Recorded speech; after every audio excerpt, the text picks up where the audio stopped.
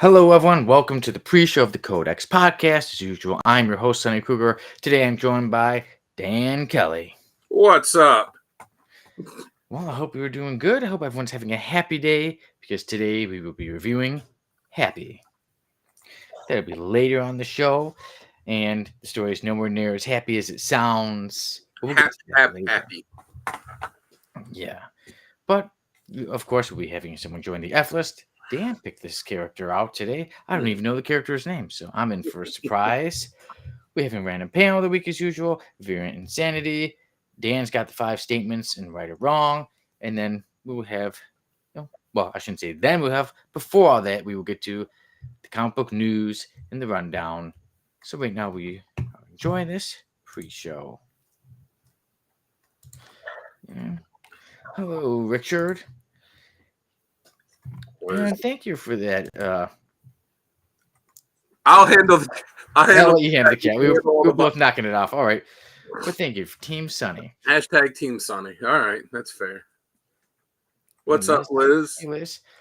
Richard, I don't know. I wonder if, because hashtag Team Sunny, there was, in the very beginning of Codex, me and Jamie were making promo videos, and Jamie wanted to do something that said, are you hashtag Team Jamie or hashtag Team Sunny? Oh, really? So hashtag Team Sunny. On it today. All ready for the... I don't think there was a Ninja Turtles book this week, was there? I don't know. Maybe there was. I can't tell. As usual, the slab guy gives me the info of what is the comic that has the most variants. But yeah, so we got that going on.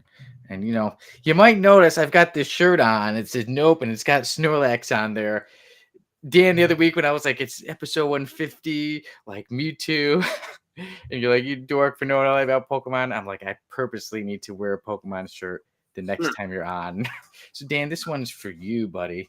I mean, whatever. I play Pokemon Go. That's about the, pretty much everything I know about Pokemon is what I know from Pokemon Go, which I know is very different than like the cards and the show. And I know a little bit about the show because with my brother was like the target age when the cartoon was on, so I knew like who Rocket was, and I knew who Ash was, and some of that stuff. Yes, it's the same thing with me. I was that age. It doesn't matter. They're my pick every week. They have so many variants; they just spill over from whatever week they were released. They just spill over to the next week. And pretty much once a month, it's usually a good pick. TMNT is always kind of good. TMNT, Thundercats, and there's always like 2 weeks where it's kind of like, okay, what's it going to be this week? Yeah. But TMNT and Thundercats. Dynamite's they're having a hard time finding a new distributor since the big one shut down because they have so many variant covers that they do that none of these distributors want to bother with it. Yeah, I was going to say, I know one of the reasons why they might be having a problem. No, that's the reason why. It's because they do so many variants for every issue that the other distributors, they don't want to deal with it. It's too much of a headache to have to deal with all the solicitations for all those different covers, because all the other companies will do like 2 or 3 or 4, but they're doing, 20 something every week for them. And, I guess, something's going to have to give with them or they're not going to be able to find a long-term distributor. But I guess that's what they pay all these books they have, their licensed books, like you said, with Thundercats and Silverhawks and like Space Ghost and Johnny Quest, like they, and others, they have all these licensed books. Like they got to do something to keep those sales numbers up, not just to cover the, because they got to cover the licensing fee. They got to cover the fees to the writers and artists and letters and all that. And then still got to make a profit. Yeah. So, plus there's, like we said, there's somebody out there who has all of those Thundercats variants. Maybe this is what we got to be on the hunt for. Who has them all? Well, I'm very interested to see them all, Well, Mike, when he's on whatever the next week he's on with you, ask him how many copies of Something is Killing the Children he has. Because I think it's like 51 or 52 issues that have been released.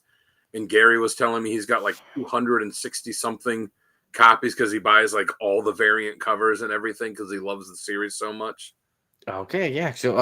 So far, Mighty Mike, sometimes he's got a lot going on with work, so sometimes that's why Yeah, he's not able to make it. But if all is well, he should be on here next week. nice. So you're gonna ask him about that? So I'll have to ask him. Yeah, Ask him about that for variant insanity. Be like, by the way, how many variants of something is killing the children do you have?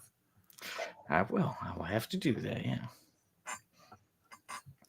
And then so I'm excited about how all sort of things going, Dan. So you're always working on your art, always got something new, and Yeah, I just finished up a bunch of sketch covers I was doing right now. I'm working on trying to finish this Two-Face drawing I was doing since we're doing Two-Face for comic character of the week tomorrow. nice. Okay, so everybody, you heard it. Tomorrow, comic character of the week, Two-Face. Yeah. So yes, hit Thank that. you, Richard. Yes, hit that like button.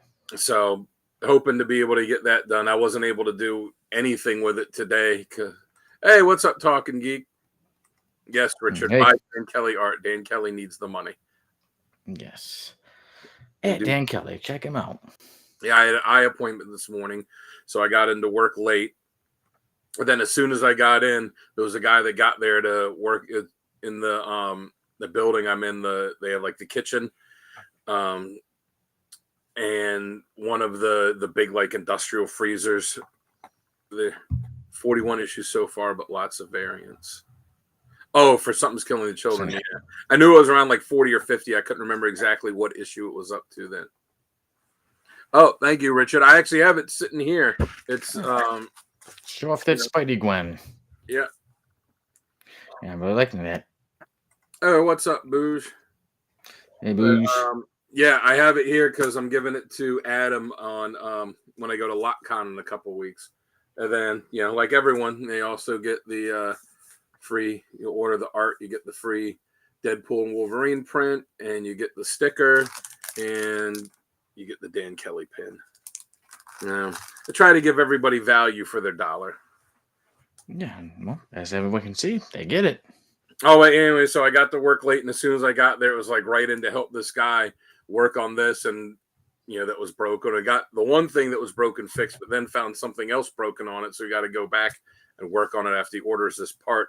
And by the time we finished with that, and I'm like, well, I'm leaving in like 45 minutes, and I still got to go around and do the building rounds and like check all the boilers and everything, and I didn't have any chance to work on it today. Maybe tomorrow. How about you, Sonny? How are you doing? Things going good as usual. Working on editing a series by series every single day, and then just carry on with life and reading some comic books. Doing that. Also, I did start reading Invincible. Nice. I've only read the first issue of it. I've got to read the rest, but I like the show. Yeah, so I remember the show. I was thinking about it, and then started reading. I gotta say, the DP Wolverine print is pretty good. But yeah, so Invincible. That was one of the things Mighty Mike got me. So I pulled it out. I'm like, oh, this isn't too long. And then I read issue 1. They're all pretty good so far. Issue 2's really pulled me in. Like now, I'm really excited to jump onto issue number 3. So yeah, I'm gonna have to give him grief at LotCon because he hooked you up. He hooked you up for your birthday. He didn't get me shit. I got him on the show. I pulled my show. I think it kind of just happened to come along. He's like, I sent you something. And I'm like, oh, it'll come right around my birthday. He's like, okay, then we can say that too. So I think it might have been that. Keith. Thank you. It's a good choice. So yeah, I'm enjoying it. I still got to break his balls though. Always. That's just how we do. Yeah, so that's just how we do it. It's just part of being a guy. We got to bust each other's chops every now and then. Yeah. It's just the way of things.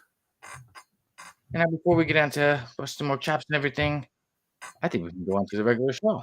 Oh, I was going to ask, did you get to Free Comic Book Day? No, I didn't. Every year I always say I'm going to. Had some things coming up that I could not be there. Well, our shop leaves the stuff out for a couple weeks afterwards. So if you look, if there's anything you want, let me know and I'll pick it up and ship it to you. Thank you, man. Yeah, I'm going to be looking at to see. I was looking at everyone like Codex. Obviously, you guys had shown a lot of stuff. One thing I saw online that I was like, was that there's a Def Leppard Hysteria comic book. Oh, they didn't have that one at our shop, or if they did, they didn't get many copies. I didn't see it there. Yeah, But there's online, yeah. because not every shop gets everything. I saw someone online talking about it too. That oh yeah, Boo says Invincible is an awesome book. Yeah, it's one I gotta read. Yeah. Legion of Super. Oh, that's pretty cool. Nice. Yes, Miss Kate, yeah, he got the Legion of Superheroes 1968 to 1974 trade paperback at Free Comic Book Day. That's awesome. And but yeah, not every shop gets everything. Like I said, one guy was saying online, when people were talking about Free Comic Book Day, like, his shop doesn't. There's some books that they don't get because, like, anime type stuff, because the owners know their customers just don't buy that stuff. So if they get it, it's just going to sit there, so it's not worth them. Because even though the comics are free to us, the shop owners still have to pay for them. Yeah, it's always a huge day for all comic book shops, so that's why they do have other sales. And at least I saw a lot of people. Appreciate the comic is about them looking for the drummer's arm. What was that Bloodhound Gang song where they sang like the drummer from Def Leppard's only got one arm? The drummer from Def Leppard's only got one arm. I do remember that song, but I actually look it up. Def Leppard, one of my favorite bands, one of my favorites. Bloodhound Gang or Def Leppard? Bloodhound Gang. I haven't heard that the song about Def Leppard.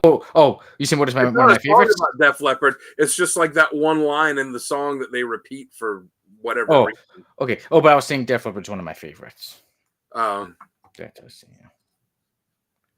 But which gets the best part of reading the Def Leppard comic is when you're one-handed. But yeah, or someone said their shop will not order books for Free Comic Book Day if they think it's something that, like, it's going to be for a series that nobody's going to be interested in. Like, one of the books I picked up was Mark Spear's Monsters, and I've seen them it's coming out for the past few months, and I'm like, all right, yeah, I'll pick up the Free Comic Book Day issue. I loved it so much. I'm like, oh man, this is great. I went to the shop today and picked up they didn't have issues 2 and 3, but they had a 4th printing of issue 1, and they had issue 4, so I picked those up, and I'm going to have to find a copy of 2 and 3 but that did the job. I read the Free Comic Book Day one. I'm like, this is awesome. I got to get this book. Wait, was that the one that has like the werewolf and Creature of the Black Lagoon in them, or no? No. Well, I don't know. It's just about like I think it's about what I got from the Free Comic Book Day issue was it's about this like monster hunter that's trying to find a friend of his that's missing and going after monsters. But in the Free Comic Book Day one, it was this like Pennywise like clown that he was going after in that. Apparently it's based on a card series that he did. Talking geek, that's pretty cool seeing that Scotty Young made the rounds comic shops. That's cool. Unfortunately, you missed him though, right? But yeah, so each year it always seems something happens. Last year I had COVID, and this year some stuff with family. So each year, for some reason, Free Comic Book Day.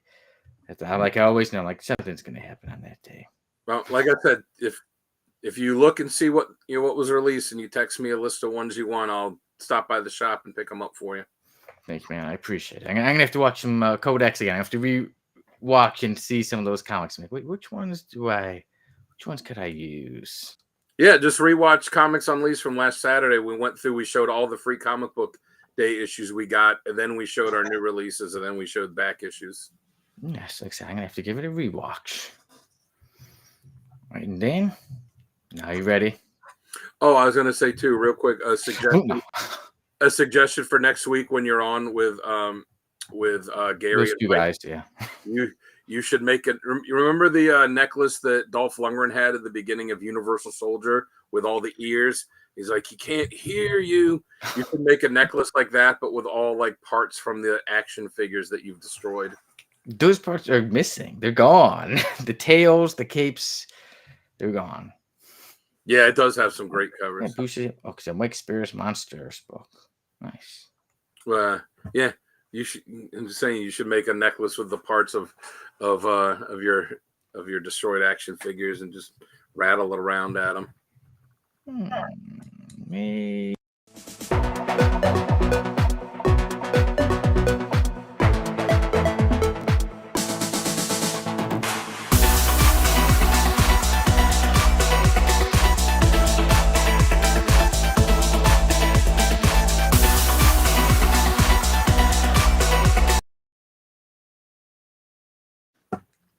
I had to catch you off guard with that one. I just hit the button.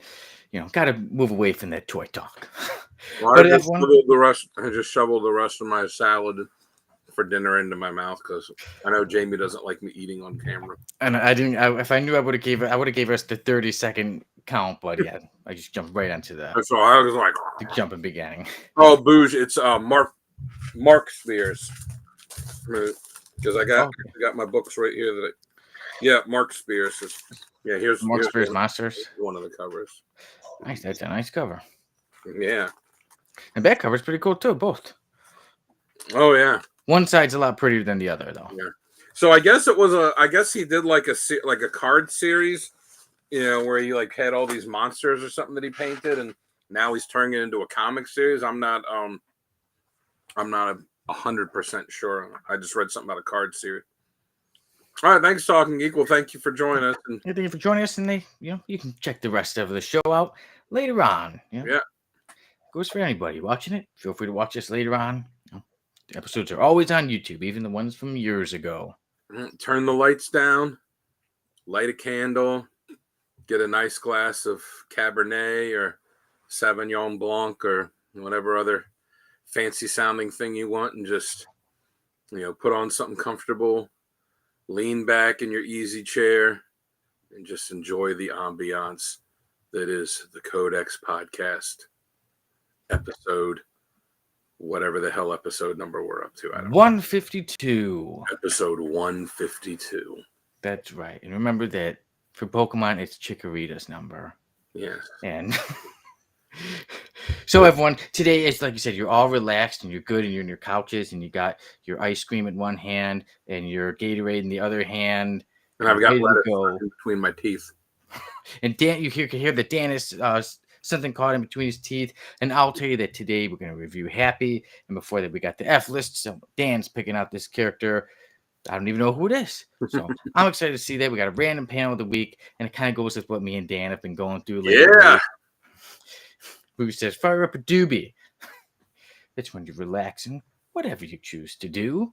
Well, maybe I shouldn't say whatever, but you know what I mean.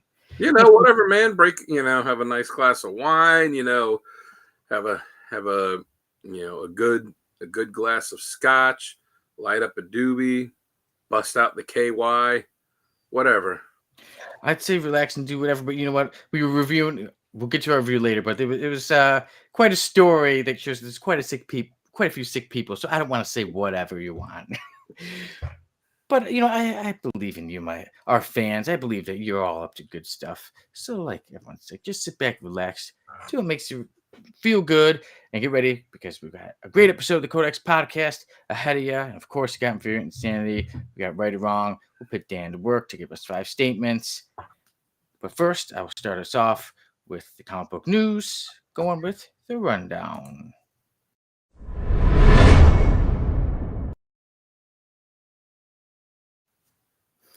Like the title of this episode, it says Deadpool 4. Ryan Reynolds is developing a new Deadpool movie, and they're saying that there's going to be quite a few X-Men characters in there, at least 3 or 4. So we'll see who's in that. Of course, that's got me excited. But when it comes to excitement, there's also some bad news, and that is that artist Jason Butch, Juice, has passed away. And he was there. He created many. He was one of the co-creators of Apocalypse, one of my favorite X-Men villains, but he's also worked on so many comic books. I mean, like we said, X-Factor, New Mutants, Superman, X-Men, Iron Man, Doctor Strange, Deathlock, Aquaman. Basically, most characters you can think of, he's worked on. And not just DC and Marvel characters, too. We found out about it last Thursday night, and we had just mentioned him, and we're talking about him on the Winter Soldier episode from the work that he did on that character. Yeah, so may Jason rest in peace. He passed away at the age of 63.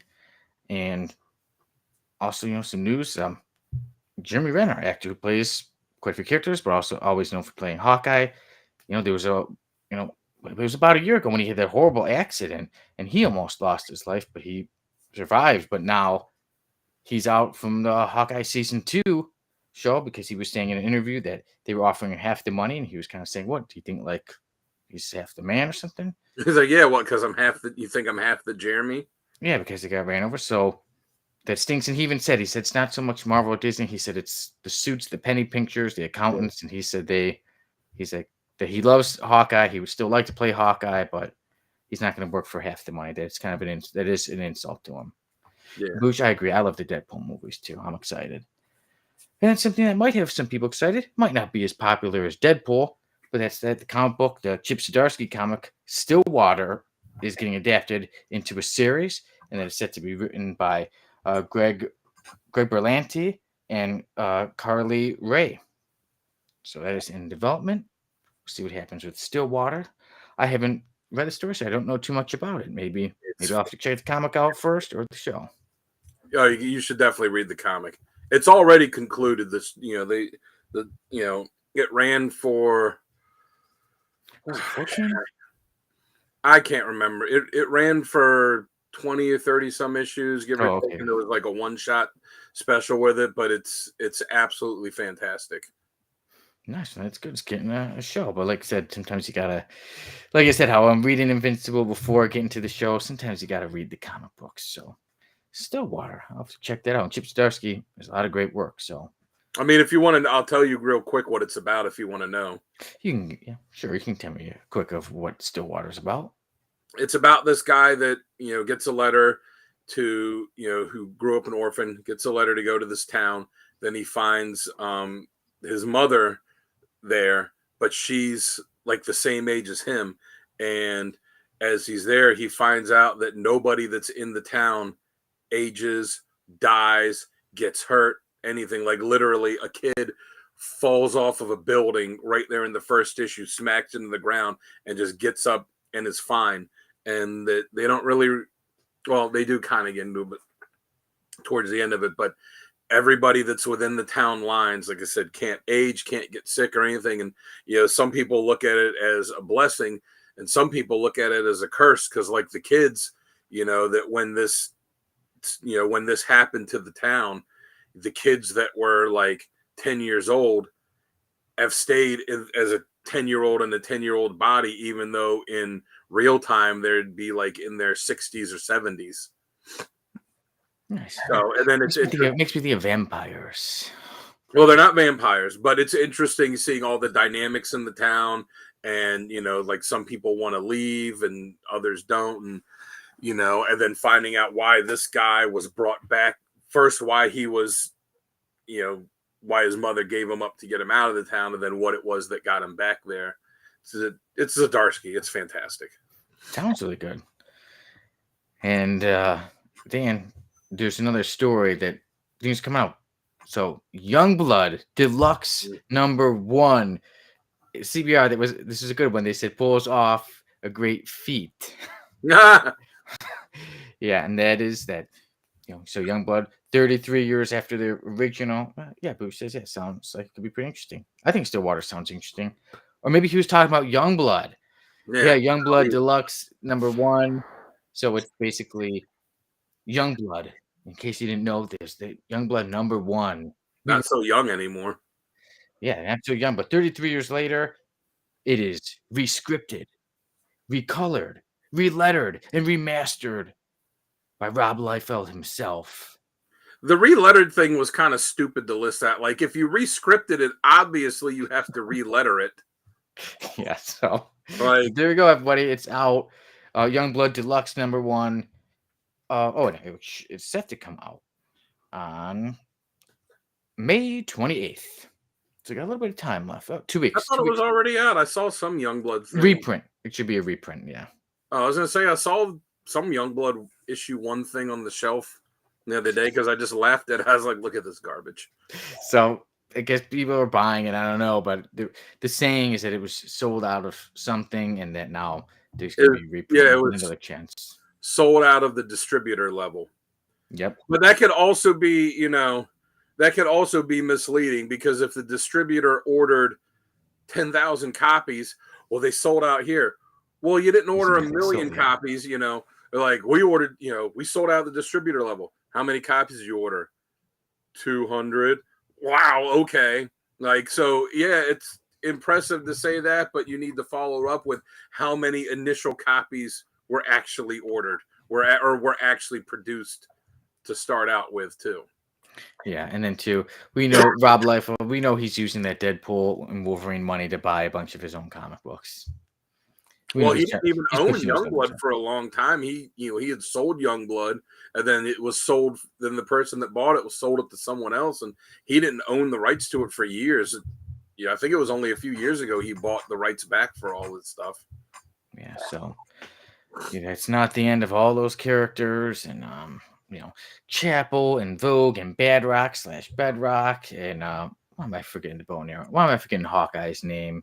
The other guy, Shaft, and all of them, and the 10,000 more members, and Hassan Hussein. Yeah. So there you go. Youngblood Deluxe #1 is still out. So Dan, but yeah, so that's pretty much the comic book news for this week. And all right, we're going to go over it. You want to begin at the beginning with Deadpool 4? Yeah, any certain ones? Yeah, so Deadpool 4, like I said, I love all the Deadpool movies, so I'm excited. One day we'll get Omega Red. I don't know when. I was thinking Deadpool Wolverine, he was going to be the villain, but who knows? Well, remember too, it's Ryan Reynolds just saying that he's working on the pitch. Yeah. Like he hasn't even pitched it yet. Because you remember for the last Deadpool that ended up being Deadpool and Wolverine, he pitched a bunch of different ideas to Kevin Feige, and Kevin Feige kept saying no, and they were going to give up until Hugh Jackman called and said, "All right, I'm ready to come back and play Wolverine." So just because he's working on a pitch doesn't mean that it's going to be accepted. Yeah. So and the crazy thing is, like, as good as all the movies are, like they didn't, like he doesn't know what he's doing. Like he's gonna make a bad Deadpool story. Come on. But yeah, I'm sure. Like I said, he's working on one. That one could get rejected. Another one. It's all the business. Like we just said, the whole thing with Jeremy Renner and Hawkeye. Obviously, that's a big loss to the show of season 2. I'm sure writers are probably thinking, okay, we got Jeremy Renner, we got Hawkeye, and then hey, now you got to do it without him. And Mr. Keith says it could be Deadpool versus 4, and he messes around with the Fantastic Four. That'd be fun. So much fun you can do with Deadpool. I don't think that they really wanted to make a second season of Hawkeye. I think that they saw how much of the fans liked it and how high the score, like the critics and Rotten Tomatoes and all that scores were, and kind of felt like, all right, it was like a half-hearted effort. Like, we'll offer him something so when he turns it down, then we could say, oh, well, we tried. Like, yeah, but did you really try? Like he said, he's like, I didn't ask for more money. I just asked to be paid what I was paid the first time. Which, not half, you see these people online, oh, well, he made $1 million and he needs to stop playing, like, because I make this, like, but if your job comes to you and says, hey, we loved what you did. You did a great job. Everyone loves it. We want you to do it again, but we only want to pay you half. You're going to be like, no. Yeah, it's an insult. Yeah, since he makes more than you, he's supposed to take less to do the same thing. Plus, he's got agents and, and all his staff and everyone that he has to pay too. So, I'm not saying boo-hoo cry for him because I'm sure he's got plenty of money, but it's not like he pockets all that. All these people that work for him get some of it too. And again, why would anybody do the same job for half the money, knowing that the person paying you is just gonna still make the same amount or more than they made originally? Yeah, it's not like, oh, they've lost so much money, or it's this other kind of indie thing or something. It's like, oh, he just wants it. He knows who he's working for. He knows they have billions. So yeah, they've got the money. Yeah, it'd be one thing if he, if it came out that they wanted to make it and he demanded that he be paid, twice or 3 times the amount or something like that. But I think it's more than reasonable for him to say, like, just pay me what you paid for the first one. Like, yeah, like I don't understand how anybody can complain about that other than, people, haters are just going to hate.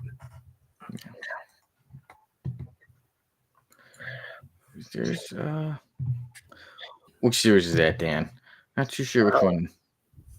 I don't remember Hawkeye killing a space baby. Yeah, I'm trying to. Because his original 4-issue series that Mark Runewald did was the one where he met. It was pretty grounded. It's the one where he was working. He had left the Avengers and was working as a security guy for. I remember who, but we reviewed that on an episode of the Codex podcast a few years ago. Yeah, with Mockingbird. I can't remember the name of the company he's working for, but then he found that it was, Shocker was a big company in Marvel that was corrupt. But and then he met Mockingbird in that one, and then he married her. Yeah, Oddball. That's where I was thinking. Oh, maybe he was talking about the Deadpool. Okay, I was just saying like the Deadpool. I say, Boosh, you sure you're only having a doobie? Yeah, he said, it was, okay. It was for Deadpool. Okay, it was for Deadpool. Now that makes more sense. All right, but I did want to mention for Youngblood too. Yeah, talk about Young. Rescripted, recolored, so he George Lucased it. Like what he did, where he just can't keep his hands off of messing with the original Star Wars. The difference being the original Star Wars is a masterpiece. Youngblood is not. Yeah. I will freely admit, when I was a kid and Youngblood came out, I bought it. I bought every book that came out from Image, every single one of them. And eventually I stopped buying them. I stopped buying some of them. Like I kept up with the ones that I really liked, like Wildcat. Most of the Homage stuff, the Homage Studio stuff I kept up with. But bit by bit, I started dropping me like, I'm not gonna read Spawn anymore. Like, you know what? I got up to like the mid-20s with Savage Dragon and kind of dropped that, and Youngblood dropped that. But for a while, like if it was Image, it was coming out. I got it all. Looking back with a more discerning eye, like should have been buying more Batman and Superman or something instead of that. Because while I think the concept of Youngblood is an interesting concept, the government-sponsored super team, which we've certainly seen a lot of, but to the point where they're going to, knowing that they are celebrities in this world and that they're going to, have them make changes to costumes, bodies, personality, like all these things based on the fact that they are celebrities. I think it's an interesting concept. I think it was not done well by Liefeld, and you read the script for it, like when you guys reviewed Youngblood issue 1. I would be kind of interested to like go back and read them side by side and see if it is any better, because I mean the art's the art. You're not he's not changing that really. It's just changing the dialogue. Please just give us a splash page of Hassan Hussein, who said he read Savage Dragon for years. Uncle Gary loves all the Savage Dragon villains. So is he going to do this with like all the original issues of Youngblood, just re-release them with new things? Because I mean, it wouldn't surprise me that he would do that. Who knows? Maybe he'll start and then eventually stop and just get on to another project. Yeah, he'll wait for everyone to pay him to do one, and then he just will take the money and not deliver the book. Yeah, we want the pouch book. That's what we want. We don't need Youngblood comic books remastered and read this and that. We want the pouch. Look, I'll admit it. Like Liefeld did have, for his faults, he did have some interesting characters and some interesting concepts here or there. It's just his execution of them was not. Let's just say it was less than spot on a lot of times, most of the time. Yeah, because some of those characters I felt like, they kind of look pretty cool looking, but then it's like super rushed. And then when you have 20 new characters in this issue, and then the next issue has another 10 new characters, you don't really get to focus on anybody or give them their individuality. It's just then they become basically again like some of the F-listers. It's like this character looks like Wolverine, and this character's also like Wolverine, and this character's like Sabretooth. I think the only, when I purged a lot and got rid of a lot of the old Image stuff I have, like I said, I like the Homage Studio stuff, so I kept all that, the Wildcats and Stormwatch and Team 6 and all that. I kept my Savage Dragon stuff because there wasn't a lot of it, and I was like, I like this enough. I think the only Liefeld stuff I kept was, I want to say it was a 4-issue miniseries called Bloodpool, that I kind of liked that a little bit, and it was where Bloodpool was like the training program for Youngblood, kind of like the minor leagues for like the D League for basketball, and then you eventually make the main team. I thought that concept was kind of interesting, and I did like Brigade for a while too. What was the one called? Blood Pool? Blood Pool, yeah. I was some kind of blood and Yeah. everywhere. Oh man. I Mr. could- Key says the name Lifetrail does look like a good name for a luggage company. I'm gonna copyright it. Good luck. You should do it like Lye, so that he can't sue you. Be like, no, this isn't spelled the same. It's completely different. Yeah, because he'll try. He'll try to come for you. All right, Dan, I think that wraps up our comic book news for this week. And now we get on to something a little bit crazy.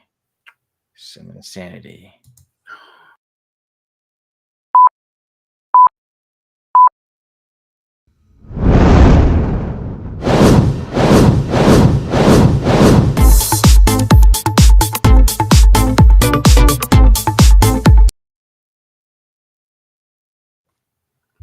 All right, everybody. You know how variant insanity goes. You guys, which comic book had the most variants this week? Like I said, you can look it up. I think it was only I want to say it was a 4-issue miniseries. I just remember reading it when it came out and kind of liking it. So when I was getting rid of a bunch of stuff, I was like, I like this enough that it warranted me keeping it. For those only listening who didn't see, Dan was responding about the blood pool comic book. Yes. So okay, Dan and everybody, off. which comic book you think had the most variants this week? All right, now I'm torn because I didn't look up which one had the most covers, but I did actually look up what came out this week, so I would be prepared. And as we all know, Dynamite is normally the one that has it. But there's a couple different ones it could be this week. There's Thundercats Lost #2. There's also Silverhawks #3. There's Space Ghost Johnny Quest crossover issue 1. And then there's also Captain Planet and the Planeteers. All of these are from Dynamite. All of them I feel like could be the one. Because like you want to say Thundercats, but then you're like, all right, well, it's not the main one, it's a mini series, but there's also Silverhawks, but Space Ghost and Johnny Quest crossover, that's like twice as much potential. Captain Planet's an issue 1. Could that, the issue 1s, tend to get more of them. So, And early in the pre-show, Richard had guessed TMNT, which I don't think there was a TMNT book that came out this week. Not one that I saw. Mr. Keith says Silverhawks. Dan, which one are you going with? Booze says Captain Planet. Like I said, I'm torn because I think it could be any of those. And I feel like whichever one I say is automatically going to be wrong.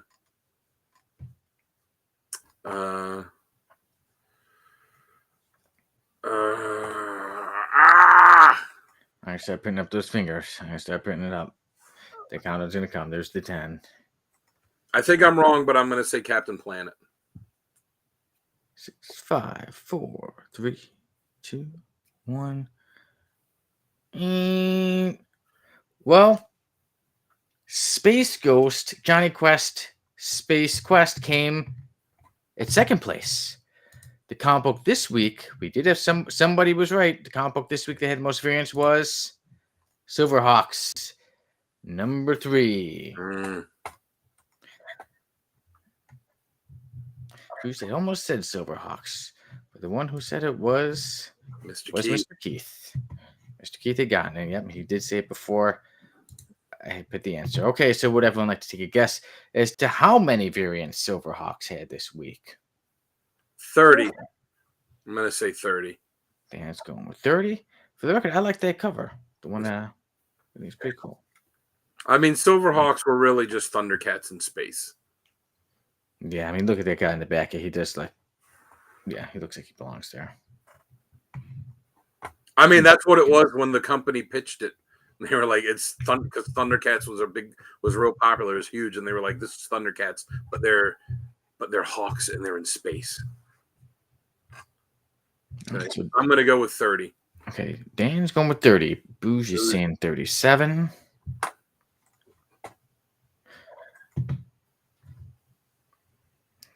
And then, like I did say, that Space Ghost Johnny Quest, Space Quest #1 was in second place. Mr. 8. Keith saying 8. Oh, Mr. Keith, Dynamite laughs at 8. Dynamite doesn't get out of bed for 8. Yeah. So, whatever, everybody. I'll do that countdown again. For the 10, 9, 8, 7, 6, 5, 4, 3, 2. And boosted, yeah. Thundercats was just He-Man as Felines, pretty much. 3, 2, 1. This week, Silverhawks. How many variants did it have, Dan? 30. That is correct. Woo! Winner, chicken dinner! So, Mr. Keith was right guessing Silverhawks, and Dan was right guessing that it had 30 variants. And Booze, the rumor is that He-Man, the toys were originally designed to be Conan action figures, and then they didn't get the license, so they created He-Man to take its place.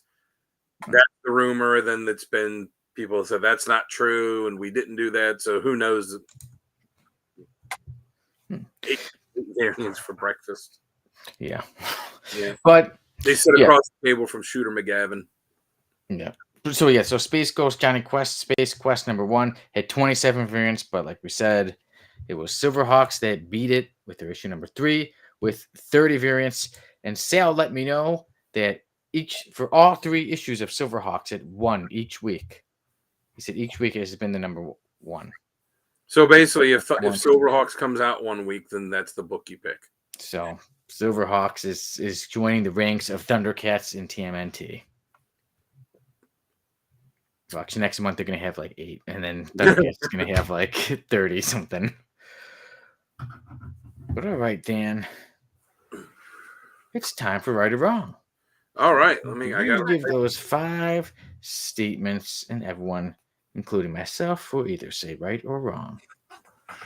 Didn't know that, Dan, but I bet it probably was. All right, so we're gonna start off. Let's start off movie-wise. So that how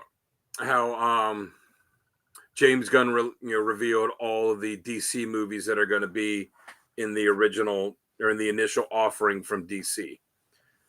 But then he also said, well, we're not going to move forward with anything until I have a completed script. So they're doing Superman first, and then they're doing Supergirl, which I think is getting ready to wrap. And then the other ones they've said is the Robbins movie and Clayface, oddly enough. Yeah. #1, it is a bad idea to do a Clayface movie before doing a Batman movie. Right. I say right as well. #2, modern comic book costume designs suck.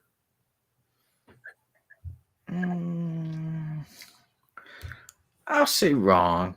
I don't know if they're my favorite. I don't know if I go so far as to say suck. Some outfits I think are okay. So I'll say wrong for that one. I'm going to say 90% right.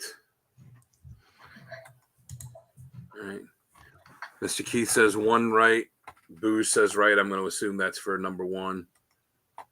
Oh, and Booze says 2 is right as well.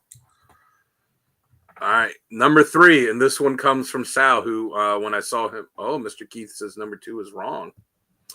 Or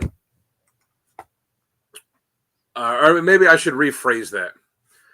Modern costume designs for redesigns for existing characters suck. Because Invincible was a cool costume, and there's, original characters seem to get good stuff, but redesigning existing characters. So I should have phrased that better. Maybe I'd have to look before I go ahead and say it sucks. I would want to look through some more outfits and see. All right, some I agree with, but some else I'll just say wrong for the moment. All right, #3, I got this one from Sal at the shop today. Free Comic Book Day is not for flippers.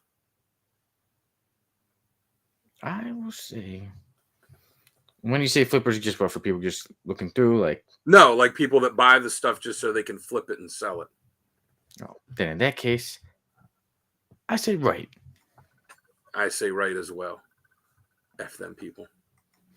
Yeah, because I mean, I find anybody like if you just want to read, if you're even new to comic books, all good. But like I said, when you're just taking stuff just to sell it, you're taking the fun out of everything. Same thing with the action figures. They do that too. They go to the store, a kid or even an adult who wants an action figure can't get it because there's somebody who just buys it to sell it. Or buys it just so that they can rip it apart. Yeah, can't stand those people. All right, number 4. Disney did Jeremy Renner dirty. Right. I will say right on that one as well. And number 5, we will not see another solo Deadpool movie. I will say right. I will say the right as well. Yeah, Bruce says read or die. Read or die. All right, well, you want to go? All right, so then Yeah, they both say right for number 4. All right, you want to give them a second to chime in on number 5, or yeah? All right, Boo. Yep, Boo says wrong for number 5. Mr. Keith says. All right, so let's swing back to the first one. Like I said, I should have. Or the first one is it's a bad idea to do a Clayface movie before a Batman movie. Yes, I think bad idea. Not the most wisest thing. I don't think so. And you maybe get people interested in Clayface. I guess us comic book fans, we know Clayface. A lot of us like him. I think he's a cool character. Oh, he said he didn't hear the solo part. But yeah, I think Clayface, it'll be, I think, smarter to introduce him to more people in a Batman movie before giving him his own story, his own movie or show. Yeah, I say right as well. Like, are you going to do are you going to do a Captain Cold movie before you introduce the Flash? Are you going to do a Sinestro movie before we get Green Lantern? Like, you don't do the villain movie before you do the hero that they fight. So I think a heavy flow movie before Savage Dragon movie. Terrible idea. So yeah, I'm gonna say right to that one as well. Like, how are you gonna introduce the villain before you've introduced the hero? Yeah, exactly. Like, I don't even mind him getting his own movie. I would think, probably too. Maybe I haven't seen Penguin because I don't have HBO Max, but I've heard it's excellent. Why not do that? Introduce him as a small part in the movie, and then give him his own spin-off movie, his own spin-off show. Yeah. Wow. All right, number 2. Like I said, this one I could have phrased better. Modern costume designs suck. I'll say costume designs for existing characters, not introducing new characters like Invincible or like Erica Slaughter, or some of these new characters. Just when they are redesigning costumes for characters that have already been around, the new designs suck. Yeah, for me, I said wrong just in the case of I haven't seen so many, so I don't want to immediately just start saying they suck. I mean, some of them I've seen, I'm not such a fan of, but for right now, I'm going to give them the benefit of the doubt and say wrong, that I haven't seen so much to get me so angry to say that they suck. I'm going to say right, because I've seen like the redesigns for the Atom costumes in Justice League, and it's like, I've seen the redesign for the Riddler in the last issue of Batman, and like every character that's been around where I see, oh, here's a new suit for him, I'm just like, that's so much worse than what they had. Like, what happened to the design sense, in comics, because these just are not holding up. Great. He says wrong that he liked Daredevil's gray costume, but can't think of anything else. I did like the Daredevil's black costume when he had black with the red DD on there. Like I said, that's why I said for me it's like 95% right, because there is the outlier here and there. But I like all the new X-Men books, like Juggernaut with the big X on his helmet. Cyclops' new costume. They're just not good. Yeah. With Juggernaut, I'd say I don't care so much for the X. Other than that, I think the black is I think it's actually pretty cool. But you can I just go don't with mind the black. I just think the Just X the on X. helmet looks Yeah, stupid. get rid of the X, and I think then you got yourself a cool outfit. All right, number 3. Free Comic Book Day is not for flippers. I was right, and I think we're all pretty much right on that one. Yeah, don't go there and try and scoop up. I saw one guy or Sal was telling me one guy was complaining about in the line ahead of him at Gary's shop that you picked up the Diablo comic and he's like, well, this one's got bent corners, so they gave him another one. He's like, well, this one's not damaged, this one's damaged too. Then they gave him another one. He's like, yeah, this one's fine. It's like, dude, it's a free book, like it's free. Yeah. Shut up. But you see people list. I saw someone had the Spider-Man one listed online. It was like that one, along with the Spidey and his friends one from last year, and then that Todd Knock Spider-Man video game one from last year. It was selling the 3 of them for like $15 or $20 combined. It's like, dude, what are you? Because there's some people that don't have shops close to them to get to get the the books for Free Comic Book Day. Like, what are you doing? I just say, like, if you want to put them out there and be like, hey, I'll ship them to you. If you pay shipping, fine. But you're trying to flip free books. You're trying to grab them all so people can't get them. That sucks. Yeah, you're being a jerk. And like I said, I got the Mark Spears book. I haven't read the series. I loved it so much. I'm like, oh, I got to go pick up the issues now. Number 4, Disney did Jeremy Renner dirty. Yeah. We're pretty much going over that. Yeah, like it's pretty disrespectful. Hey, we want to do the job. We think you did great. But how about you do it again for half the money? Yeah. Yeah. Especially for what, is one of the best shows that they've done for the MCU. Yeah, I agree. Yeah, I mean that's what Free Comic. You remember Free Comic Book Day when it started? They didn't even have original books. Marvel and DC and these companies just took older books that they had and just reprinted it and said Free Comic Book Day at the top, and that's what it was for the first couple of years until they started making original stories. And they still do some reprints, but yeah, like especially for some of them, DC, Marvel have done it like, hey, here's a free book that's like a little prequel to whatever big crossover we have coming out. Yeah. Yeah, I think we all agreed. Disney did Jeremy Renner dirty. Yeah. I want to see him come back and play Hawkeye some more. Yeah, Mr. Kitty, right? Pay him or talk by.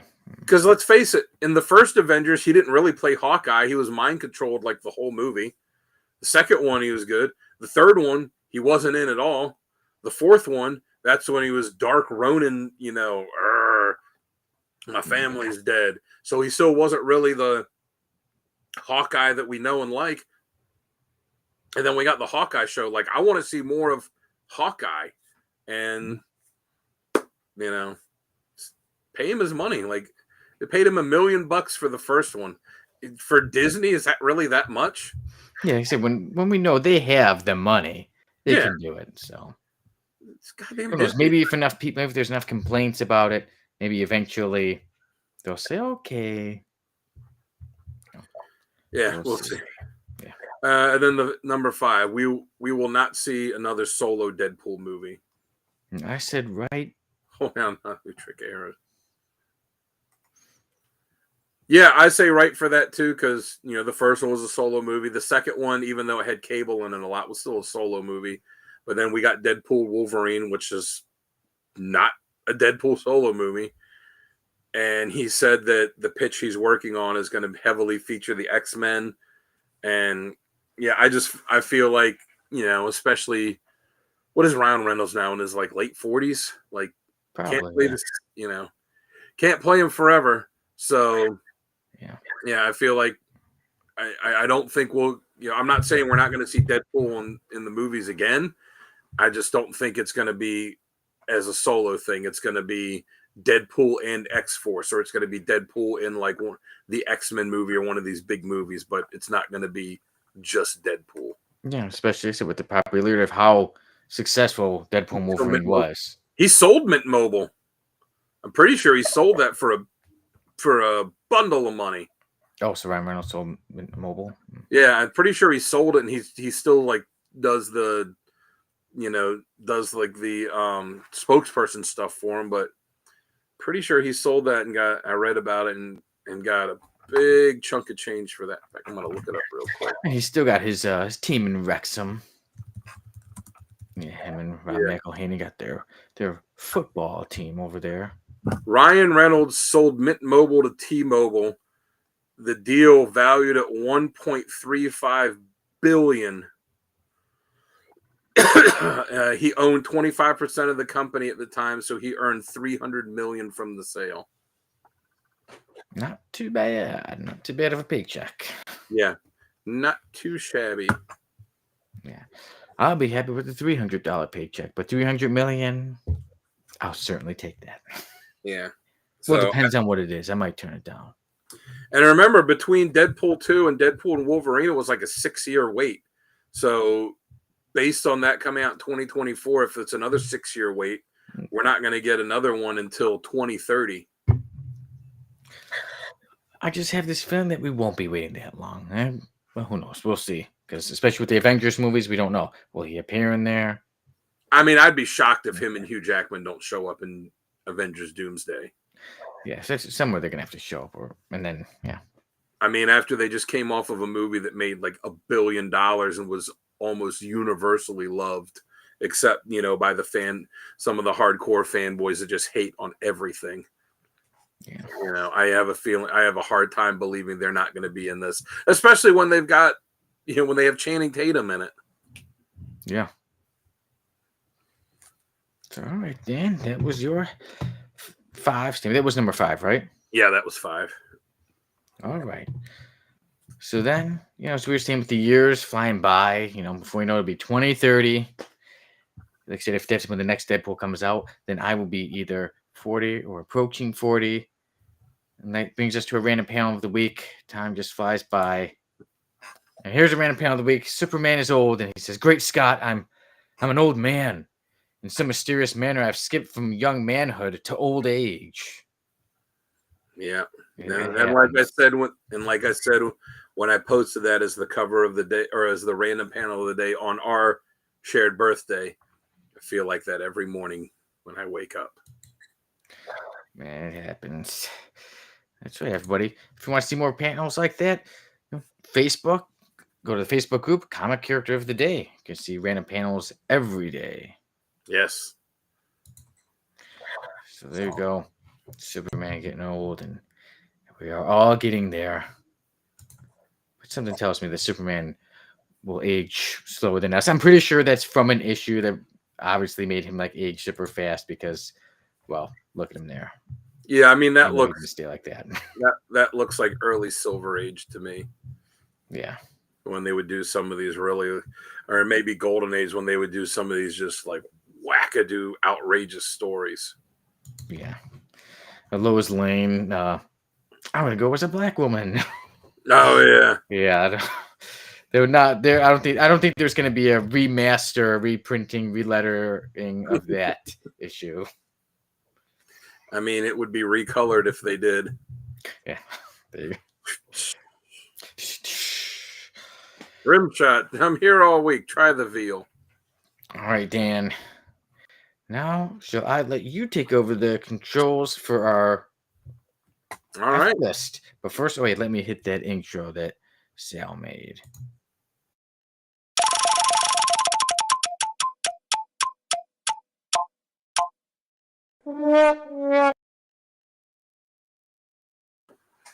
Unfortunately, I just realized now I forgot to send this to Sal, so there won't be anything to add on at the end. So I'll have to send that to him so we can add it. Kind of like the Joker with it. Yeah, Boo says, yes, Superman kind of looked like the Joker without the white face. All right, so joining the F list this week, we have Deadlock.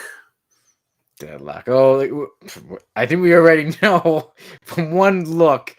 I know he's a Rob Liefeld character. I mean, look at those huge thighs. He's got all that. Look at those tiny feet and ankles. How do they hold up? You know, how do they hold all that up? Man, in a mask that is really similar to another character I like, Wolverine. Wow, this picture really looks like they almost took Wolverine and just changed his colors from from the yellow to It's like, white. hey, Wolverine's from To Canada, right? And the Canadian flag is red and white. there is. I mean, This image looks like he's almost grabbing that woman with like the forearms. I think it's just where the hand happens to be. But yeah. and her name is Foreplay. Oh, foreplay because she has 4 arms. Yeah. Wow. But I mean, look at these. These are Wolverine poses if I've ever seen them. Even there, he has his fist like in like Wolverine. Yeah, but no claw. And there he is, but no cigar. He kicks a woman. Yeah. Wow. And what was his name again? Deadlock. Deadlock. Deadlock is certainly an F-lister. Oh yeah, so maybe I'll take a stab at his history. Oh, I see what you did there. And see, he's got the leg. I don't even know what you call them, like the little leg belts that don't hold anything. Like there's not even. It's strange because there's not even a pouch there. Like what are they there for? He doesn't have a gun. He doesn't have a knife. He doesn't have pouches. Like he just has leg belts. 4, yeah, just a bunch of leg belts. Like imagine that when you're getting ready, you're getting your suit on. You're like, oh, gotta tighten up these leg belts here. Like, oh, there he's got some pouches. So Deadlock. John Powlett was who's this? Yeah, maybe you make So John Powlett was working for the Canadian Army. Oh, let's see, Mr. Keith says, I feel like my own ideas are being plagiarized just by looking at it. Oh, that's fantastic. There we go. So John Powlett, Deadlock, he worked for the Canadian Secret Service, and then he suddenly he got so big and muscular working out for his mission that his thighs got way too huge that he needed to wear multiple belts to contain the muscle. He got very angry. He smelled a bit of trouble and corruption. So he turned on them. He decided to go his own way. After they gave him, of course, that very cool outfit. He just decided he likes to smoke cigars. He likes to get in fights. He randomly developed that he has a healing power as well. And in a fight, because he loves getting fights so much, he got injured, but realized he has healing powers as well. And realized he can't die. So he called himself Deadlock because there's a lock on death. Death can't kill him. And like I said, so he's just been out and he joins random teams sometimes, but he likes to be a loner. He just gets in fights, but even though he's a very violent guy, he gets down to saving a whole lot of people. He has a good heart deep down. And like Wolverine, he's got like 20 illegitimate children. So there we go. Deadlock. Created by Rob Liefeld. Looks like Wolverine if he touched the Super Mario Brothers fire flower. Good one, Mr. Keith. Oh, you win the comments. All right, so you ready? Deadlock, which is spelled Deadlock. His real name is John Locke, spelled Locke. Whoa, edgy. Yeah, right. It is. So he let's see, I actually had to look up the history of him because I did not know it and now I know more about him than I ever wanted to know, which is knowing anything about him is more than I ever wanted to know. So John Deadlock Locke in 1988 died and was inserted into Project Born Again. And in June 1989, he was revived, which Project Born Again in the Youngblood universe was where they would take dead people and bring them back. He escaped and joined the Four alongside the characters Gage, Starbright, and Strongarm. And that was a supervillain team. And then he was captured and assigned to the Bloodstrike team. Then he was suspended from it, and then he was reinstated. So cool, so edgy that he was suspended. I know, right? And then he did missions for him, and that's pretty much it that I looked up. Yeah, there's probably not too much more to him. I mean, there's because of his insanity, Deadlock does not remember being a member of the Four, and he likes to drink the blood of his victims. Because who doesn't? Because blood, he's got to have more blood of everything. Hey, he doesn't remember part of his past. Kind of reminds me of somebody else as well. Yeah, I know. It's so original. His powers are he has superhuman strength. It says he is strong enough to tear the head off of a person with his bare hands, because that's how I measure my strength, is if I can rip people's appendages off of them. You can't even rip somebody's head off.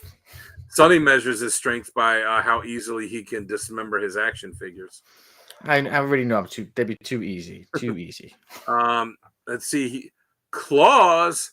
He has razor sharp claws on each finger, capable of easily cutting through human flesh and body armors. I wonder who else has claws. Yeah. So it's like he just gave Wolverine a Canadian costume and then gave him Sabretooth's powers. Yeah. If you notice, he just doesn't stand straight. In none of these pictures, he doesn't ever just stand straight. He's always... Well, apparently super posture is not a power of his. And then, when you look at his anatomy, maybe he can't stand straight. I shouldn't make fun of him. Maybe he can't stand straight with the tiny feet, the huge thighs, the huge arms, Yeah. Maybe it's kind of hard for someone like him to stand, so I shouldn't give him too much of a hard time. His other powers is he has fangs, superhuman speed and agility, and enhanced senses. So legit, he's like, he's just a healing factor away from being Wolverine. And it says a weakness, mental illness. He is affected by a number of mental conditions ranging from homicidal tendencies to hostility towards authority figures and multiple personalities. I wonder who else Sabretooth, has hostility towards authority figures. Yeah, can't be Wolverine though. So, what do you say, Sonny? Do you think he makes it off of the F list? I say Deadlock is locked into the F list. Oh, I see what you did there. Yeah, good pick, Dan. Yeah, he's definitely an F lister. I agree, and I think this is the picture I have to send Sal to get him to add it onto there. Yeah, that one perfect. Yeah, I like how, especially his left leg with like the knee, and you literally just see knee, and under the knee is just the little foot, no ankle, nothing like that. Which is funny too, because Liefeld like ripped off his own stuff. Like he created Cable, and then he goes to Image, and then he creates all of these characters that are just ripoffs of Cable. Like he's just stealing his own ideas. Yeah, constantly. Yeah, why? Why do that? Because they thought he was Wolverine. That is pretty good mistake. Yeah, he was part of all those teams because they thought he was Wolverine. Yeah. I like it. F-list this foo. Yes. So I think we all agree. Yes. Deadlock locked into the F list. Yes. With a bunch of other Wolverine wannabes. You know, it would be funny to sit down and like make a list, be like, all right, all the characters that Liefeld ripped off. Like, see, all right, he ripped off Cable 4 times. He ripped off Wolverine 7 times. Oh, but this one he ripped off 2 times. And see, like how, at which character did Liefeld copy the most? I'm gonna guess Wolverine, but yeah, it's gonna be quite a long list. Someone's got a lot of work ahead of them. Certainly didn't ever take anybody from Deathstroke before. Oh yeah. Oh Slade yeah, there's Wilson. Wade Wilson was definitely not inspired by Slade Wilson. Yeah, he got so lucky with that one. I think it's because he said it's an homage to him. Like, yeah, okay. That's what they do. Homage, just like all these other ones. Many homages to Cable, his own character. This is an homage to my own character. The what was his name? Smash. The homage to Hulk.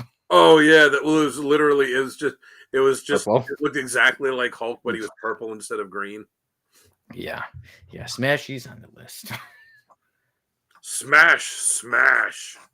Yeah. You make Smash angry. Smash will smash.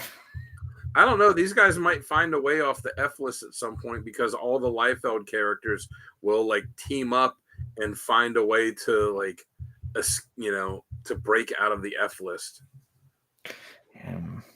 Who knows? They'll beat up all the other F list characters. We got to get some tough F listers to take on these. Yeah. The Rob Liefeld ones. Soon we shall see what happens. Yeah, it's almost been. I believe on episode 161 will be like 100 episodes of F listers. I have to look. We're almost at 100 episodes that there's been the F list. Maybe we'll have to do something special for the F list that started almost 100 episodes ago. I would be happy to do it. A very special episode of the Codex podcast. It'll be the what do they call it? Like the clip show that's just of the F list. Yeah. Oh, F list. Hey, that'd be a good one. That'd be a fun one. Or like, in the back of some comics, like the new issue of Wolverine, where it's like, oh, it's issue 400. Here's all 400 regular covers of the series. We could just make like a big grid and homage. Like, here's all of the F listers. That would be one beautiful picture. Yes. In the eyes of some.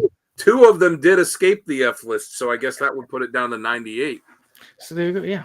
So because I say there's been 100 episodes, and Bruce says you should call it the Liefeld list. I like that with the capital F. Capital F. Yeah. That's clever. You're a clever guy. I see what you did there. So some have made it off, but there was a time when, like I say, we just put the whole Youngblood team on there, so that was a few. Yeah. But yeah. All right, so almost 100 Die Hard episodes. was a cool character. Who? Die Hard was a cool character. I'll have to look and see. Yeah, I think there was a few there who were like, unfortunately, to come even to maybe Chapel. I was like, if he was on a different team, maybe he wouldn't. But I guess it's one of those. If you're with duck, you look like a duck and you quack like a duck, and you're with all ducks, you're probably a duck. What? So that was unfortunately what happened with those characters. It's funny too how they, in the early days of Image, that they used Chapel and Spawn and tied those two so closely together, and then when they got all got fed up of Liefeld and kicked him out of Image, and he left, and McFarlane was like, "Shit, I can't have Chapel and Youngblood anymore," and I had to find a different way to explain that. Yeah. Well, Dan, I am happy to say that we can move on from Rob Liefeld and all those characters, and now we can talk about a certain story that you picked out. It's time for us to get to our review of the comic book Dan's holding, Happy. All right, there you go. Dan's got all 4 issues of this series. Happy was written by Grant Morrison. The art was by Derek Robertson, and chapters 1 and 2 were colored by Richard P. Clark, and chapters 3 and 4 were colored by Tony Avina. Lettering was by Simon Boland, and the design was by Drew Gill. So, a warning on this one. This is not for the kids. This is a very adult story, very adult themes. It's not like Wu-Tang. It's not for the kids. Yeah, so this is very adult, very dark story. And we get it of Nick Sachs, who was a detective, and he is now a hitman. He is suddenly set up. He is shot. And then he is visited by a little blue horse called Happy. And Happy, appears to be the imaginary friend, says, of a young girl named Haley. He says, I'm trying to lead you to save this girl. But Nick Sachs is a miserable man. He hates life. He pretty much doesn't care if he dies. And throughout it, Happy's trying to convince him, you need to save, there's this poor innocent girl out there, and you should save her. But like I said, there's a lot going on with Nick Sachs. Like I said, he's wanted dead by the mob. In this play, even too, he's in a mob hospital. He also has a detective who's she's kind of sent to also go after him, but she and him have a past together, and His she's ex-partner. Meredith, his ex-partner slash someone he had an affair with, Meredith. So, like I said, so she's also kind of with the people, but she's pretty much on his side. But throughout it, Nick is escaping these people, but also Happy's trying to lead him to trying to convince him to save this girl named Haley. And we see one of the most disgusting Santa Claus I've ever seen. And he's, basically a disgusting crackhead pervert Santa Claus. And what Haley is trying to be saved from, what Happy is trying to convince Nick Sachs to save Haley from, is something horrible, very disturbing, but also the horrible thing is not so much that it's written in a story, is that things like this happen in real life. I don't want to give away all the stuff that happens. There we go. There he is, yeah. Who even makes appearance in the very beginning with two of the hitmen. They walk past him. And he's got, this guy Smoothie. Yeah, dude, yes. Is after him. Because remember, the mob is after him because they think one of the guys he killed told him this password that will allow them to get this incredible fortune that was left from this mob boss that had died. And the only one that knew the password was this guy that Sachs killed. And he told the password to Sachs, trying to save his own life. And Sachs was like, F you, and killed him. And there's Haley. There's Haley, yeah. So, I don't want to... Our man, Nick. There he is, Nick Sachs. So, what I say about this story, yes, this is, like I said, not for everyone. This is very dark. Obviously, super greedy, super adult stuff. Very violent. It even brought me back to some of my older stories. People may be surprised. I try to go with I try to live a clean life, but some of my stories are pretty wild. Like I have a story called Tied Up, a story called Crimes 2, where very dark. So I kept in mind while reading these that why am I, even in life, maybe sometimes depends on what you're in the mood for. Sometimes you're in the mood for something bright, something superheroes in space. Sometimes you're in the mood for a gritty story. This is one of those grittier, darker stories. So, like I said, it might not be for everybody. But if you are in the mood, you're like, hey, I'm all right with it. I can take most stuff that stories throw my way. I think you really enjoy it. For me, I think maybe 10 years ago or something like that, I might have enjoyed this even more because I was more fine with it. But maybe now, just the day and age, I don't know, maybe just hear so much crimes constantly.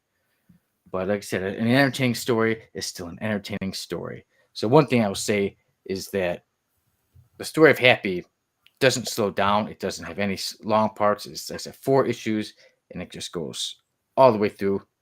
Nothing slow. Boosh says he watched the show on Sci-Fi, but hasn't read it. Needs to fix that. Boosh, I agree. I think you will enjoy it. The story. There's certain things I said. So it is very entertaining. I'm fine with violence and things like that. And like I said, even sometimes darker stories. It depends on what kind of thing you're in the mood for. I'm someone who's open to it. I'm fine with reading a dark story. And this one, it does have heart. For me, I felt it took a bit long when it came to Nick Sachs. Reading it, you kind of know he's going to turn around and eventually work with Happy. So eventually I was like, okay, just kind of agree with them already. Quit being so miserable. That I felt took a little bit long. And then some things I felt were a bit predictable. But like I said, still entertaining. And it did catch me by a little bit of a surprise, a happy surprise. Get it? A happy surprise when I found out why Nick was the only one that Happy was able to go to, and Happy was able to say, oh, that's why, this is the reason why you're able to see me. But I think it's a good story. Like I said, not for everyone. I'm entertained by it. I do like the art. I think the artwork fit perfectly, a gritty artwork style for a gritty story. I enjoy it. Like I said, if you can handle dark stories, then I recommend it. I, Stoney Cougar, on the Codex Podcast with the Codex Station, give Happy an 8.5 out of 10. I think it's a great story. Good score. Yes, I think it's a great story. I bought this series when it first came out. It was one of those, I didn't know it was coming out. I just happened to go to the shop the week of, when issue 1 came out, and, You get your pull list and you're looking at the shelf like, oh, what else is here? And I saw it sitting there. I saw this sitting on the shelf. I'm like, huh, it looks interesting. Picked it up, kind of flipped through it. I'm like, oh, I like Derek Robertson, Grant Morrison. Yeah, I'll give it a try. I was hooked. Bought all 4 issues. Like Booge, I watched the series when it came out. I was telling Sonny earlier, there's 2 seasons of the show. The first season is a direct adaptation of this 4-issue story. Since there was no comic story done after this, it was a standalone book. The second season had to come up with its own story, and I didn't think the second season was as good. But the first one, great, based on this. And yeah, it's a dark book. It's it's the irony of it that it's called Happy, and it's anything but happy. Like you said, Sax is just a miserable piece of garbage of a human being. And it's made very clear very early that is who he is. And he's the protagonist of the story. Yeah, true anti-hero, as they'd say, yeah. Yeah, as anti-hero as you could be. And but yeah, it's like it's got a lot of dark humor in it too. A lot of violence, a lot of dark humor. Very similar, in tone to, probably Derek Robertson's most known book, The Boys. Very similar, I felt, in tone to that. Came out around the same time. And I really enjoyed it. It's one of those books where it's sick and twisted, and you're like, oh my God, what's the next sick and twist? How can they top that? And then a couple pages later, you're like, oh my God, I can't believe they did that. So it's one of those. It's not for the faint of heart. You got to be in the headspace to know you're going to get a lot of violence. You're going to get bad language. Very colorful language from the very beginning. Yeah. Oh yeah, you're going to get like the sickest, most twisted stuff that they can come up with. They're, like I said, they're going to fill it with some really dark gallows kind of humor, but it's going to be an entertaining story.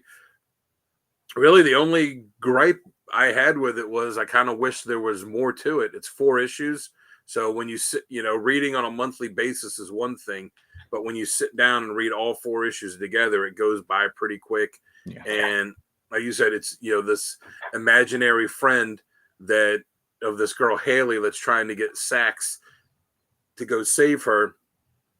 And you find out later that, why it is that she chose him. Him and Chandler Ennis to write this. Yeah, well, Grant Morrison is, he's written some sick. He's kind of a sick puppy too when it comes to some of the stuff he's written. But yeah, but it's really the first 3 issues is Nick Sax trying to avoid the mob and trying to save himself and just telling the horse piss off.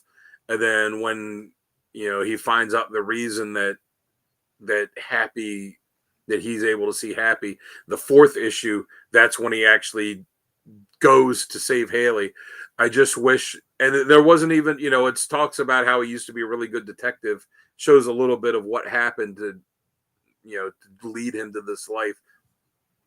I just kind of wish in the series that they would have dealt more with him being a detective, because by the time he gets to the 4th issue, it's like, all right, it's the last issue.